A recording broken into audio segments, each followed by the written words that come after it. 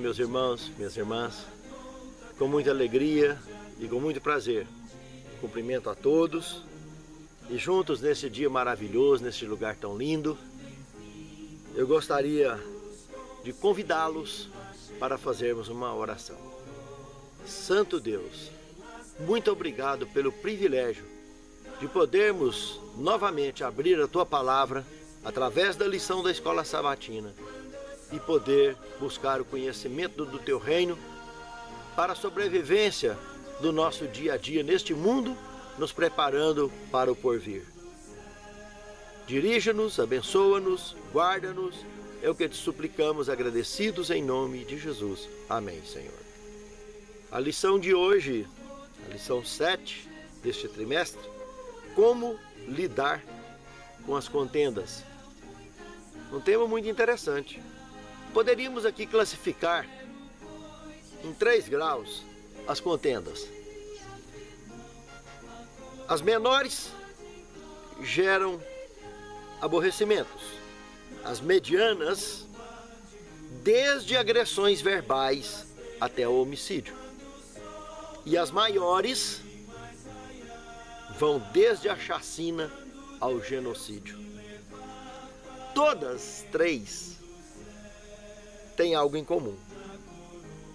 Andam na contramão da paz de Cristo e principalmente na contramão do verdadeiro amor. Aquele amor que conhecemos como amor ágape, amor de cunho divino, propósito pelo qual o nosso Salvador se ofereceu por nós. No segundo tema desta semana, o pecado e os amigos. Muito curioso isso aqui também.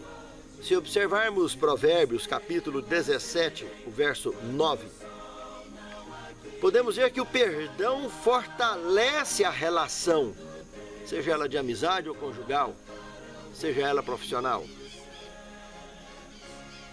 A relação, essa amizade, que aí a Bíblia está chamando. Mas remoer ou remexer renova a questão e afasta ou detona com as amizades íntimas. Afasta os amigos mais íntimos, como diz aqui.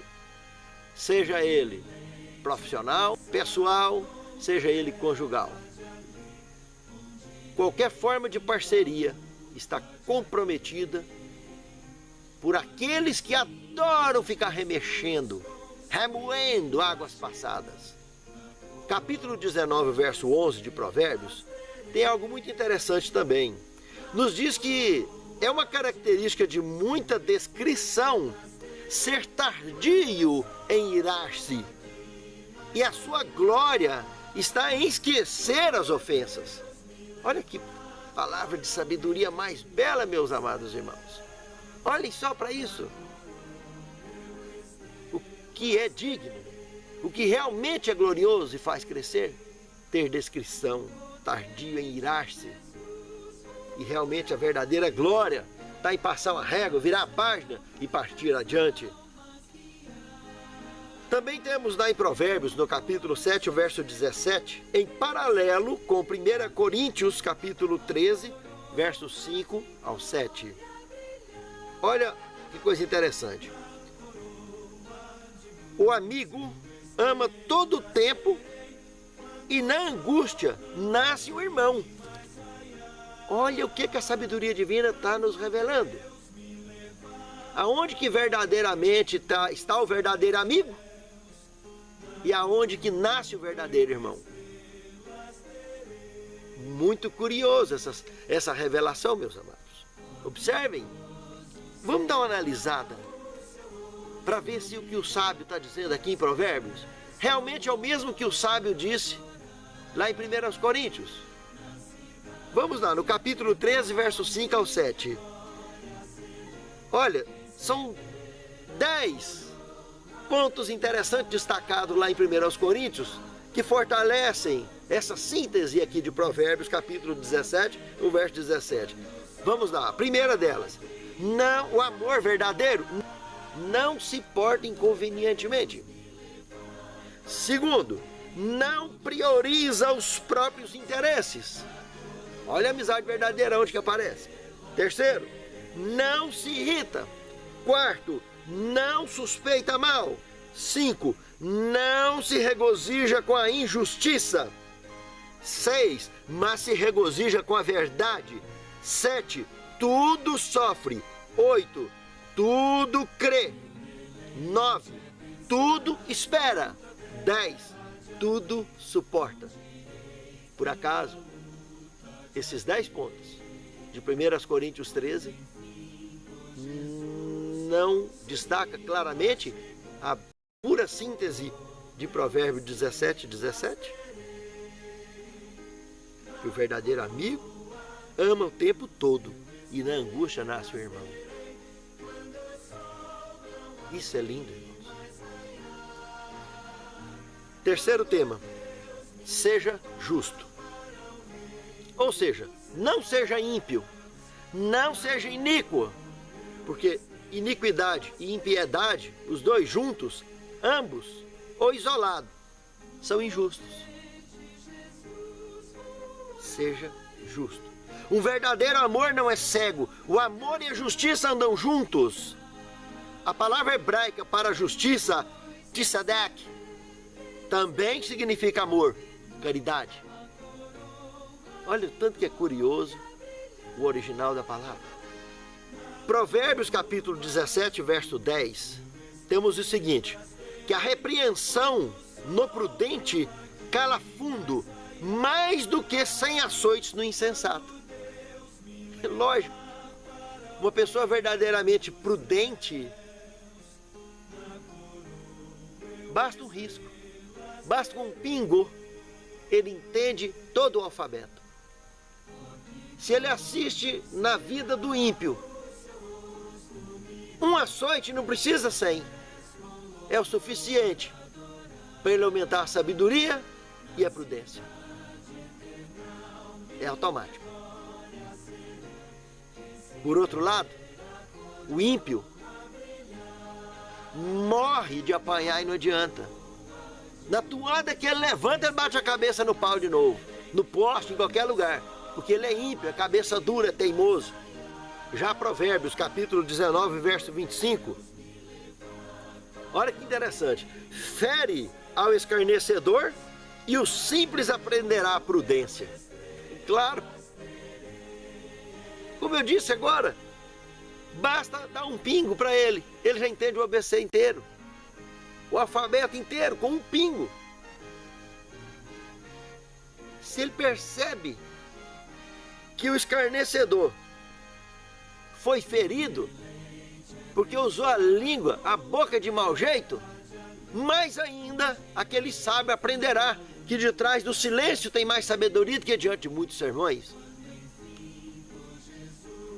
Também repreende ao que tem conhecimento e ele crescerá na ciência. O que o sábio está dizendo aqui?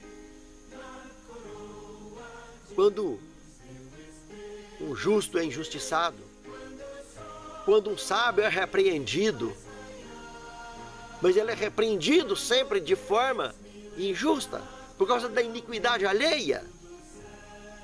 Olha o que aconteceu com Elias. O que Acabe aprontou com ele?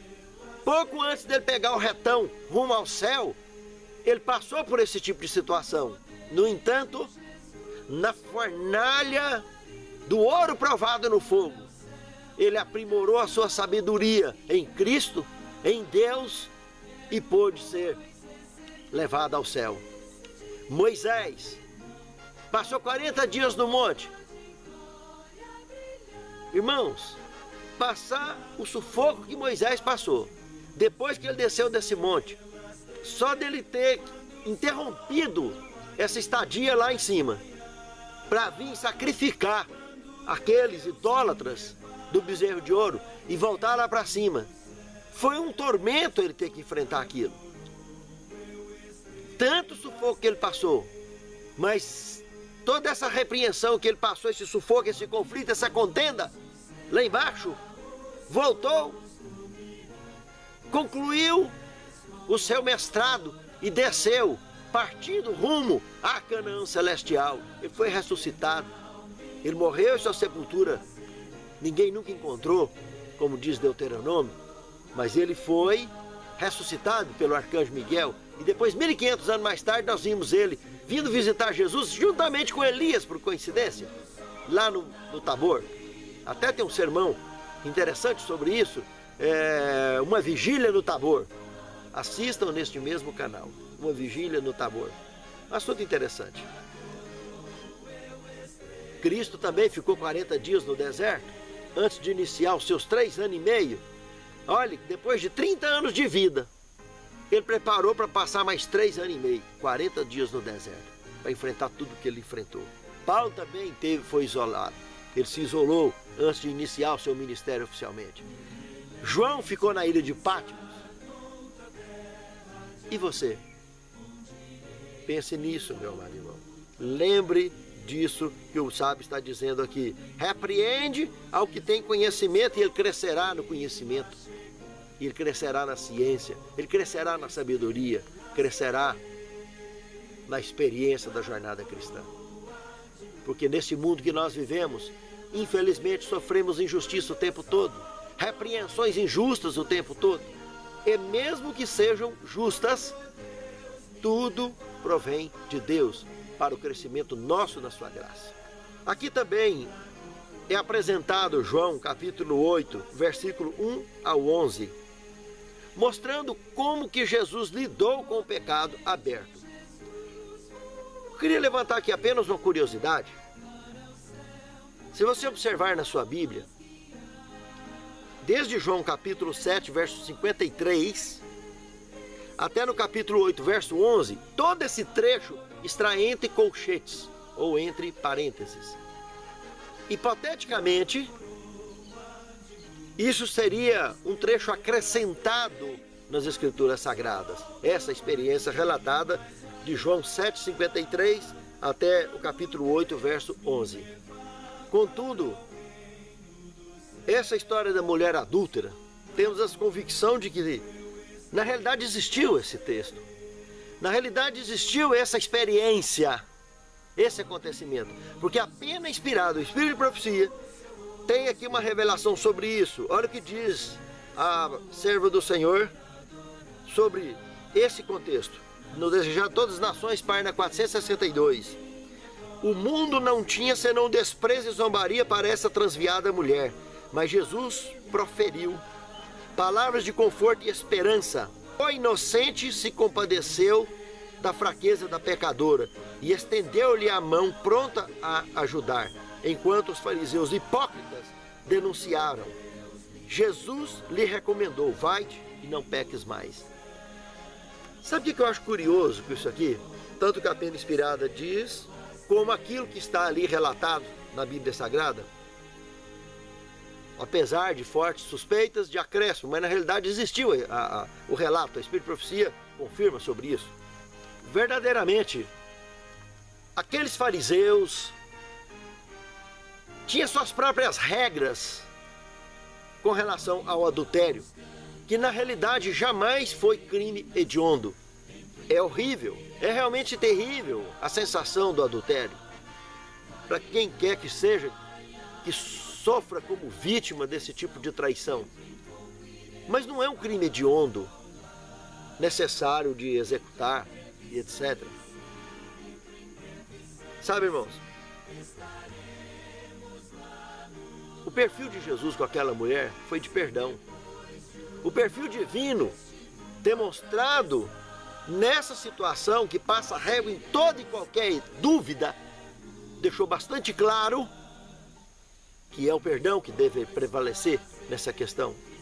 E o que me admira é que hoje nós temos regras nas igrejas por aí afora no mundo, e na nossa não é diferente, que se uma pessoa que foi cortado por causa de adultério,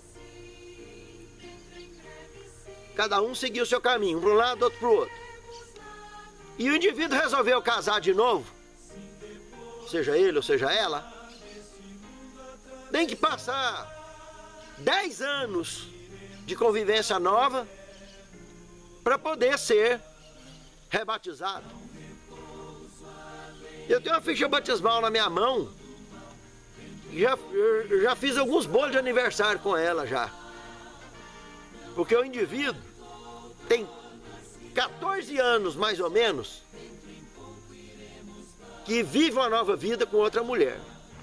Um grande homem, um grande missionário na igreja, errou, pecou no passado, foi cortado da igreja, hoje está fora. Mas tem um bloco de fariseu dentro da igreja, de fariseu, que comete essa estupidez de manter esse tipo de regra na igreja, antibíblica. Eu queria que esses doutores da lei me mostrassem, me provassem na Bíblia que eu estou errado. Do contrário, vocês têm que ouvir a advertência do Senhor, que isso não se faz. Não há ilegalidade na união estável. Então deveria ser reconsiderado. Se legalmente já está vivendo bem. Apesar que a questão de legalmente, entre aspas, vivendo bem, Adão e Eva não frequentou cartório. E quando foi que começou essa história de cartório? Sabe-se lá quando? Lá nos dias de Hammurabi, quem sabe? 2000 anos antes de Cristo. Mas e para trás? Tudo bem, acompanhamos a evolução da história. Vivemos num mundo civilizado, hoje temos os cartórios. Mas para que esse tipo de regra? Se você entrar no Google Drive, você vai imprimir, pode baixar o download da minha tese de mestrado em teologia, que trata exatamente desse assunto. E pela graça de Deus, alcancei padrão de excelência na nota. Sabe, irmão? Casamento, divórcio e celibato. Esse é o tema da minha tese de mestrado em teologia. E eu queria saber qual é o PhD, qual é o doutor e qual é o mestre que vai pegar a Bíblia e contestá-la. Porque os meus professores, os meus tutores da faculdade, me deram nota de excelência. E eu uso apenas a Bíblia e o Espírito de profecia. Não precisa de ir longe. A missão do ID, irmãos, é perdão. É isso que nós acabamos de ver aqui. Seja justo e não injusto, não fariseu, não fanático, não desequilibrado. Isso é ser ímpio, é ser iníquo.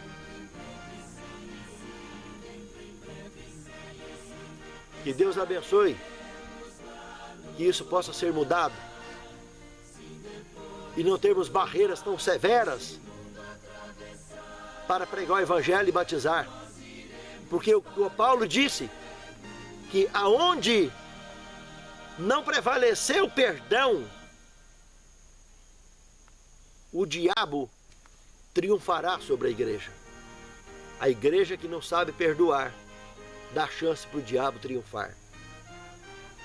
Pense nisso, meu amado irmão. Pense nisso, minha amada irmã.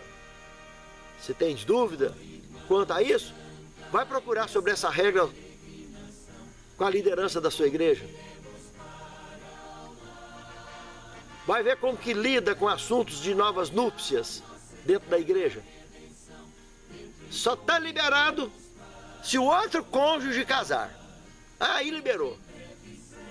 Do contrário, se o cônjuge não quer mais saber de casamento, que já esgotou, estafou de pelejar com casamento, não quer mais, quer sossego pro resto da vida.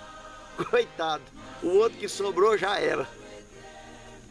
Réu eterno, de juízo eterno, entre aspas. Mas quem vai ser julgado não é ele não. Porque Cristo é justo e é o Rei da justiça. Rei dos reis, Senhor dos senhores. Quem vai se perder é quem sustentar esse tipo de regra. Não autorizada, não endossada pelas Escrituras Sagradas. Que Deus tenha de piedade de nós. Que nos abençoe e nos guarde. Quarto tema. Palavras novamente. Se pegarmos Provérbios capítulo 18 e analisarmos os 4 primeiros versos, Olha que coisa mais interessante. O verso 1 fala de quem faz opção de viver isolado. Não gosta de conviver em sociedade. Quem gosta de viver isolado anda na contramão da sabedoria. Por quê? Porque afinal nós somos criados para viver e conviver em sociedade. O verso 2. O tolo não tem prazer no entendimento, mas somente em revelar a sua opinião. Batata, né? Não dá nega. O tolo só tem prazer em pôr sua própria opinião, ver ela em ação. O verso 3 fala sobre o ímpio. A Bíblia apresenta aqui, o sábio apresenta aqui para nós, que tem uma gangue que acompanha o ímpio. O desprezo, a desonra e o opróbrio. Esses são os componentes da gangue de todos os ímpios. Pense nisso, meu amado irmão. Pense nisso, minha amada irmã. O verso 4 trabalha com a diferença entre a sabedoria divina e a sabedoria humana. A sabedoria humana compara-se a um abismo profundo, de águas profundas, paradas, pesadas, que não vai a lugar algum, só profundo, só afoga. A sabedoria humana não tem raiz. Mas a sabedoria divina são como ribeiros correntes, levando e distribuindo sabedoria de fundamento bíblico, de fundamento celeste e divino para o mundo todo. Por isso que Jesus diz: vós sois a luz do mundo. Porque vós estáis estabelecidos sobre a pedra, a rocha. A pedra viva rejeitada pelos edificadores. Esse alimenta de sabedoria divina e leva sabedoria, distribui sabedoria divina. Vós sois a luz do mundo, vós sois o sal da terra. É isso aí. Do verso 5 ao 24, mostra palavras de sabedoria para quem busca a sabedoria divina e um poço de abismo sem fundo, então, para quem rejeita, que é o ímpio, o injusto, o iníquo. Mas eu gostaria de destacar ainda 3 versos aqui nesse trecho, que é o verso 13, que diz o seguinte: responder antes de ouvir é estultice e vergonha. Boca fechada não entra mosquito, não é verdade? Tem gente que não dá conta de ouvir nada, já quer só falar. Parece uma matraca, não para nada. E por trás do silêncio tem mais sabedoria do que diante de muitos sermões. Por isso que responder antes de ouvir é passar vergonha. É fazer amizade com o King Kong. Não é mico, não, é com o King Kong. Macaco gigante. Macaco rei. Pense nisso. Entre aspas. Macaco rei, entre aspas. Micolândia é o nome dessa cidade. Verso 21. A morte e a vida estão no poder da língua. E a qualquer que ama, comerá seu fruto. Um fato, irmãos. Aquele que conhece o domínio da língua no seu devido lugar, está sempre mergulhado em vida eterna. Sempre. E ele comerá do fruto de ter esse tipo de plantio na vida, de preparar esse tipo de terreno, de sempre ter uma língua dominada pelo poder da palavra, pelo poder do Espírito Santo. Esse jamais morrerá. Porque a morte que nós conhecemos não é morte, é sono. Pense nisso. É muito sério. E o verso 24, tratando dos amigos, olha aqui. O homem que tem muitos amigos, tem-nos para a sua própria ruína. Aqui está falando de amizades vazias. Amiguinho, igual os amigos do filho pródigo, né? Foi só acabar o dinheiro, virar as costas. Desses muitos amigos é só para ruína. O coitadinho foi parar no chiqueiro, com esse tanto de amigo que ele tinha, não adiantou para nada. Juntou um tanto de amigo para não dar meia pataca furada. Agora, o verdadeiro amigo que é mais chegado que o irmão. O verdadeiro amigo é esse, que nós já comentamos anteriormente. É mais do que o irmão. Quinto tema. dois lados de uma história. Ainda analisando Provérbios capítulo 18, mais dois pontos destacados, que é o verso 2 e o 17. Nós podemos resumir ainda aqui que opinião pessoal ou obsessão? Com certeza, aqui estão dois em um. Por obsessão, o tolo só tem gosto em dar e executar seu palpite. E é fatal. Porque opinião de tolo é pior do que pinguela torta, é pior do que andar em corda bamba. Pense nisso, meu amado irmão. Pense nisso, minha amada irmã. Busque conhecer a opinião de pessoas justas, de pessoas corretas. Perfeito não tem ninguém, mas existem servos de Deus e servos de Deus. De verdade, mas existem. Pode ter certeza.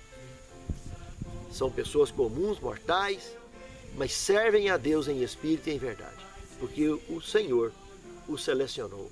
O Senhor procura tais que assim o adorem. E eles sempre terão um bom conselho para lhe dar. Pense nisso. Sexto tema.